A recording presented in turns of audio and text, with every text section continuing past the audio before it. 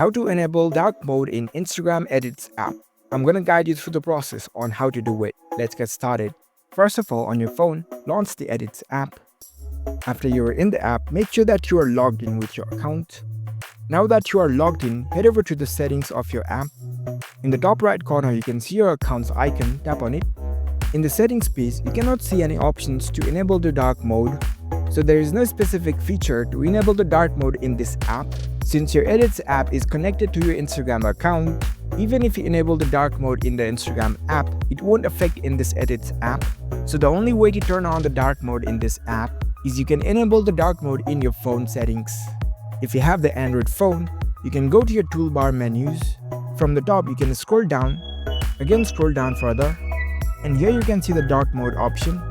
If you cannot find it over here, what you can do is you go to the settings and search for dark mode, and you will see the display settings which can change the dark mode settings. Currently it is set to light. You can set it to the dark, and there you go. The dark mode is enabled in your phone now. It will also affect the Edits app. So if you go back to the Edits app, as you can see, the dark mode has been enabled successfully.